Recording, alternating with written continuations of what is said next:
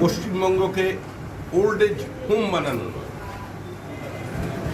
সুজলা সুফলা পশ্চিমবঙ্গের আবার চেহারা ফেরানো, বিশেষ করে অবহেলিত, বঞ্চিত, উপেক্ষিত উত্তরবঙ্গে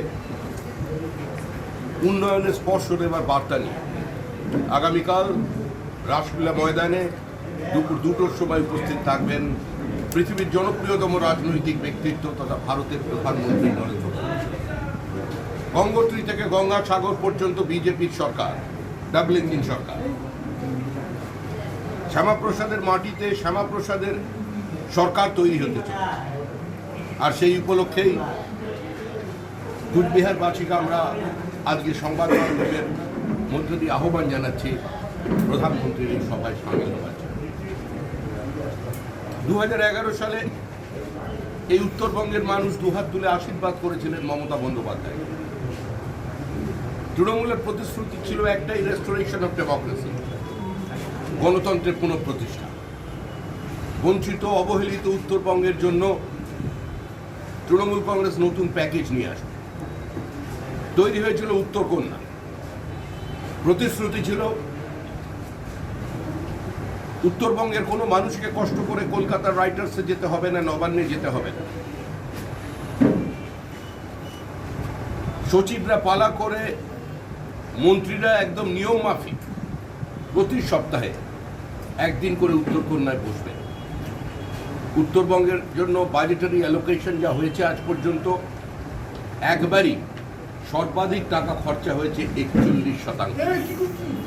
এমনি যে টাকা ধার্য করা হয় তাতে কার্যত জল গরম হয় না। 21 থেকে 24% মধ্যে টাকা বারবার উত্তরবঙ্গে খরচা করা হয়। উত্তরবঙ্গের প্রকৃতির বিরুদ্ধে যুদ্ধ ঘোষণা করে দিয়েছে তৃণমূল কংগ্রেস।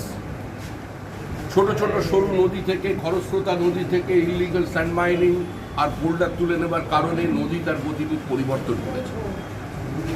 জঙ্গল থেকে হারিয়ে গেছে অনেক ক্যাকটাস, অনেক দুর্লভ অর্কিড। ডুয়ার্সের জঙ্গলের সামনে কাঠ আছে, গাছ দেখা যাচ্ছে, ভিতর খালি। বঞ্চিত চা শ্রমিকরা, যাদের 3 পুরুষ ধরে যারা সেখানে শ্রম দিয়েছে, নিজেদের ঘাম রক্ত ঝরিয়েছে, আজকে সেগুলো সম্পূর্ণ প্রকৃতিকে উপেক্ষা করে ইকোলজিক্যাল ব্যালেন্স ধ্বংস করার অবস্থায় আজকে সেগুলোতে রিসোর্ট তৈরি হচ্ছে। সার্বিকভাবে এখানে কর্মসংস্থানের সুযোগ নেই। উত্তরবঙ্গের ট্রেন চলাচল ব্যবস্থা বা নিত্যযাত্রীদের জন্য সেটা চিরকালই দুর্বল ছিল। উত্তরবঙ্গের মানুষের একমাত্র ভরসা ছিল উত্তরবঙ্গ মানে আমাদের সরকারি স্টেট ট্রান্সপোর্ট কর্পোরেশন বাস, যেখানে একটা বড় মাত্রায় কর্মসংস্থান হতো এবং এই কুচবিহারের মানুষ বহু চাকরি করতেন সেখানে। আজকে কোথায় চাকরি, কোথায় বাস, সরকারি বাস আজকে দেখতে পাচ্ছেন। পশ্চিমবঙ্গ সরকার যে রাস্তা তৈরি করছেন, নাম দিয়েছেন পথশ্রী, রাস্তা হয়ে গেছে বিশ্রী। যারা বরাত পেয়েছিলেন তারা এখন পর্যন্ত পেমেন্ট পাননি।